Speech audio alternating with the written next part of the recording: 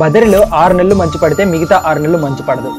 ఎప్పుడైతే మంచు పడుతుందో ఆ 6 నెలలు గుడిని కంప్లీట్ గా మూసివేస్తారు. ఎలాంటి పూజలు జరగవు, ఎవరిని ఎంటర్ అవ్వనివ్వరు.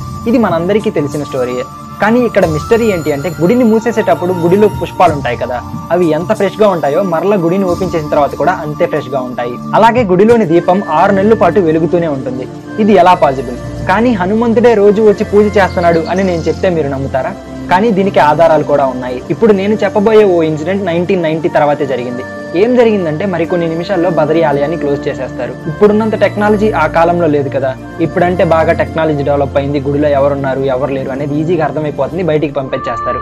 ఆ కాలంలో అంత టెక్నాలజీ లేదు కదా. దీనివల్ల పొరపాటున ఒక అబ్బాయి గుడిలోనే ఉండిపోయాడు. ఆ తర్వాత గుడి పూజారులు గుడిని క్లోజ్ చేసి వెళ్ళిపోయారు. 6 నెలల తర్వాత గుడిని ఓపెన్ చేస్తే ఆ అబ్బాయి హెల్దీగా గుడిలో నుంచి బయటికి వచ్చారు. ఆ తర్వాత అందరూ అబ్బాయిని అడిగారు, ఇంత చలిలో ఎలా ఉన్నావు, ఫుడ్ ఎలా చేసావు అని అడిగితే, ఇక్కడికి రోజు హనుమంతుడు వచ్చేవాడు, స్వామికి పూజ చేసేవాడు, నాకు ప్రసాదం పెట్టాడు అని చెప్పాడు. అప్పట్లో ఈ న్యూస్ బాగా వైరల్ అయింది, అన్ని న్యూస్ పేపర్లలో కూడా వచ్చింది. అలాగే చాలా హిందూ గ్రంథాల్లో ఏమని రాసి ఉందంటే, భూమి మీద జనాలు రామాయణం మాట్లాడుకునేంత వరకు హనుమంతుడు భూమి మీదే ఉంటాడు అని ఉంది. దాని ప్రకారం చూసుకుంటే మనం ఇప్పటికీ రామాయణాన్ని మాట్లాడుకుంటూనే ఉన్నాం. అంటే హనుమంతుడు బ్రతికే ఉన్నాడు కదా. అలాగే చాలా గ్రంథాల్లో ఇంకో విషయం రాసి ఉంది, ఏంటంటే హనుమంతుడు చిరంజీవి అని. చిరంజీవి అంటే మరణం లేనివాడు అని అర్థం. ఇలా దీన్ని బట్టి చూస్తే హనుమంతుడు ఇంకా బ్రతికే ఉన్నాడు అని చాలా ఆధారాలు ఉన్నాయి. హనుమంతుడు ఓ ఆదివాసీ తెగ వాళ్ళను ప్రతి 41 సంవత్సరాలకి ఇప్పటికీ కలుస్తున్నాడు అని నేను చెప్తే మీరు నమ్ముతారా? కానీ ఇది నిజం.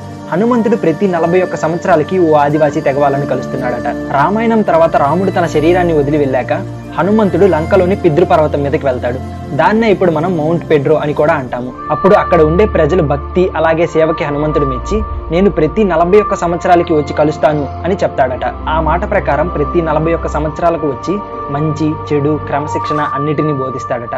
అలాగే అన్ని వ్యాధులను మయం చేస్తాడట. అలాగే ఓ మంత్రం కూడా చెప్తాడట. ఇప్పుడు మీరు చూస్తున్నారు కదా, అదే ఆ మంత్రం. కాలతంతు కరేచరంటి ఏనార్ మారిష్లు నిర్ముక్తేర్ కలేత్వం అమరేత్వం. ఎవరైతే నన్ను కలవాలనుకుంటున్నారో వాళ్ళు ఈ మంత్రం చదివితే నేను వాళ్ళకి దర్శనమిస్తాను అని చెప్తాడట.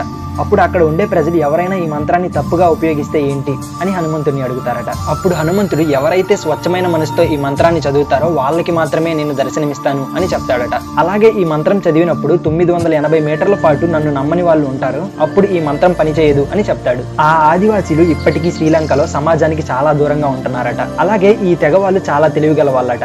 వీళ్ళ భాష, వీళ్ళ విధానాలు, కట్టుబాట్లు అలాగే వీళ్ళ డ్రెస్సింగ్ టోటల్ గా డిఫరెంట్ గా ఉంటుంది. 2014లో హనుమంతుడు వీళ్ళని చివరిగా కలిశాడట. అప్పుడు హనుమంతుడు చెప్పిన బోధలను అన్నిటినీ ఓ పుస్తకంలో రాసుకున్నారట.